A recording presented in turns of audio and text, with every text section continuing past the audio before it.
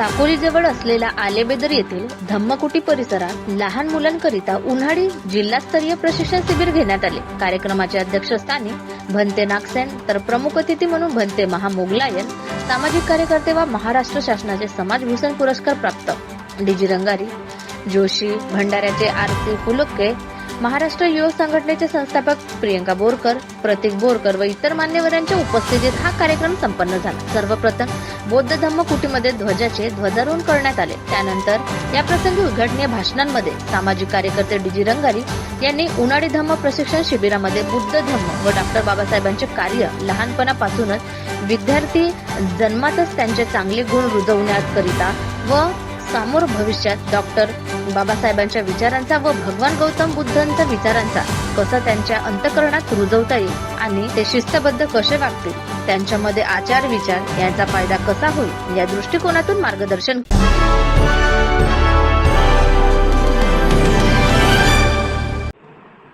शब्द थोडेसे कठीण आहेत, समजणार ज्याला समजते। काय म्हणतात की आछे दिन पाछे गए हरी सो पाए, किया ना है अब पछतावा क्या करे, चिडिया चुग गई खेत। म्हणजे आलेली वेळ आम्हाला त्याचा फायदा घेतला आणि ज्यांनी कानाने ऐकून सुद्धा ज्यांनी ऐकलं आणि ज्याच्यावर त्यांनी काटे रोवले तरी सुद्धा तो काय नाही करू शकला, त्यांनी पछतावा केल्याशिवाय त्याला काहीच नाही होत। आता तुम्ही इथून जाल घरी, तुमच्या मित्राला तुमच्या मैत्रिणीला तुम्ही सांगाल की आम्ही तिथे लाठी काठी जुडो कराटे नॅशनल सोशल आम्हाला जस्टिस अनेक अशा गोष्टी आम्ही शिकलो। मग तुमचे मित्र काय म्हणतील, खरंच मी आलो तर चांगला झाला असता म्हणतील काय म्हणतील। तर काय म्हणतात कबीर की अब चिडिया चुग गई खेत, यानी की जर मी गेलो असतो तर बरं झालं असतं, मग पस्तावून काय कामाचं। तर तेच म्हणतात की चिडी म्हणजे पाखरू आला, पाखरूनी सारं शेत खाऊन टाकलं आणि मग काय म्हणतो खरंच पक्षीला बसून असतं माझं शेत चांगला राहिला असता, तशी गोष्ट असते। म्हणून आज आपण इथे झालो, आपल्याला तपायला मिळत आहे, आपल्याला शिकायला मिळत आहे, आपल्याला अनेक कला आपल्याला करता येतात।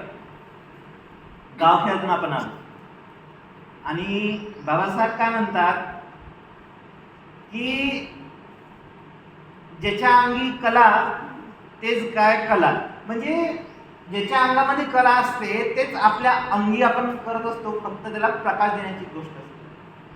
अंधारामध्ये जर मोमबत्ती लावली तर काय करते, काय करते, प्रकाश करते। आपण तसेच आहोत, जर विचार केला तर आपल्या शरीरामध्ये डोक्यापासून पायापर्यंत अंधार आहे आणि आपण इथे कशासाठी आलो, प्रकाशासाठी। आता आपल्याला जो काही 5 दिवसामध्ये प्रकाश मिळणार आहे तर प्रकाश आपल्याला एवढा घ्यायचा आहे की कधी संपत नाही। समुद्र कधी संपतो नाही संपत। तसंच बुद्धाचं ज्ञान आहे, बाबासाहेबांनी दिलेलं ज्ञान आहे, संत कबीराने दिलेले ज्ञान आहे। कबीर त्यानंतर आपल्याकडे अनेक महात्मा ज्योतिबा फुले, सावित्रीबाई फुले, रमाई, त्यानंतर जिजाऊ, त्यानंतर आपले वीरांगना झलकारीबाई। झलकारीबाई कोण होती, एक नौकराणी होती। झाशीची राणी वेगळी, ती राणी होती, ती पडून गेली म्हणून तिची नौकराणी तिच्या जागेवर खेळली, नाव कोणाचं झालं, राणीचं। आणि जेव्हा इतिहास बघितला तर कोणाचा इतिहास आला समोर, राणीचा। तसाच आज आपल्याकडे आहे भारतात, शासन आहे बुद्धाचं आणि गुणगान आहे दुसऱ्याचे। गोष्ट खरी आहे। काय म्हणतात की कलासो करीना खेत, म्हणजे एक दगड असतो, त्या दगडाला जर छिनी हातोडीने मारला, दगड काय म्हणतो, मला त्रास होत आहे, मला मारा नको। आता तुम्हाला इथे थोडंसं रागवलं जाईल, थोडंसं गोड बोललं जाईल। काय होते की थोडंसं गोड बोललं जाते, थोडंसं रागवलं जाते। रागवलं कोणासाठी जाते, तुमच्यासाठी। आता त्या रागवल्यामुळे आमच्या मनामध्ये राग आहे का, जसं मी आता त्याला रागवलं, काय रे दादा असं का बसला, असं काय करतो, मी याला खरंच मनाने रागवत आहे का। म्हणून काय म्हणतात की छिनी हातोडी से करा ना खेत, म्हणजे त्या दगडाने छिनी हातोडीचा मार खाल्ला तर तो काय म्हणतो, मला त्रास होत आहे, मारा नको। कारीगर ना भेद किया, लिया दूसरा पत्थर और दिया उसको आकार। म्हणजे मग त्या कारीगराला काय दया आली, जाऊ दे बाबा, हा रडत आहे, याच्यामधनं अश्रू निघतात, जाऊ द्यायला काय करत. त्याने घेतला दुसरा दगडाची मूर्ती बनवली आणि त्याच मूर्तीची पूजा झाली. त्याच मूर्तीच्या समोर खाद्य ठेवलं, त्याच मूर्तीसमोर पैसा ठेवला, भरपूर पैसा ठेवला, पण तो काहीच नाही करू शकला ना. जो पहिला करणार होता तो करू शकला असता, पण दुसऱ्यामध्ये काहीच जीव नाही. म्हणून मन आहे की आज तुम्हाला इथे राबवलं जाईल, थोडंसं गोड बोललं जाईल, थोडंसं राबवलं जाईल, त्या गोष्टीचा राग करता कामा नाही, फक्त आपल्याला शिकायचं आहे. कारण बाबासाहेबाला अनेक गोष्टी, अनेक उदाहरणं तुमच्यासमोर ठेवल्या जातील समोर. की बाबासाहेबाला एक उदाहरण मी समोर ठेवतो आणि माझ्या शिक्षकाला विराम देतो. की काय होतं की बाबासाहेब लंडनवरून कोलंबियाला जातात. तर त्यांच्याकडे तिकडे पैसे नव्हते. त्यांनी स्वतःची जिम्मेदारी घेतली की जे होईल ते पाहायला आणि ते ट्रेन मध्ये बसले. आता ट्रेन मध्ये बसले, टीटी आला, टीटीने विचारलं तिकीट कुठे आहे. त्याने तिकीट मागितली, ते बोलले तिकीट नाही sir, you can punishment me, you can punish the me, तुम्ही मला शिक्षा देऊ शकता, तुम्हाला जे काही वाटते. त्यांनी पनिश केलं. काय केलं, काय शिक्षा दिली की पेंट्री कार मध्ये मोठे मोठे गंज ठेवलेले आहेत, ते जा आणि घासा.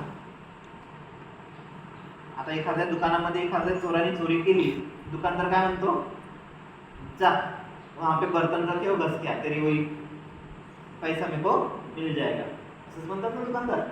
तर तसंच त्यांनी केलं. जा म्हणे पेंट्री कार मध्ये मोठे मोठे गंज ठेवलेले आहेत, तिथे जा आणि तिथे घासून ये. बाबासाहेब बोलले ठीक आहे, माझी म्हणजे माझे भांडे घासल्यापर्यंत माझा जर प्रवास होत आहे तर त्याच्यातच सही, माझी ते शिक्षा असेल, पण मला काहीतरी शिकायला मिळतं. त्यांनी त्या भांडे घासण्यामधून पण शिकायला भेटलं. त्यांनी ते पण विचार केला, भांडे घासता घासता मला काहीतरी शिकायला मिळत, तेच सही, त्याच्यातून शिकून घेऊ. आता आपल्याला काय करायचं आहे, आपल्याला हसत खेळत रागवत सगळ्या गोष्टी आपल्याला ऍडजस्टमेंट करायचे, पण आपल्याला जिद्द पकडायची आहे, काहीतरी इथून करून जायचं आणि शिकायचं आहे.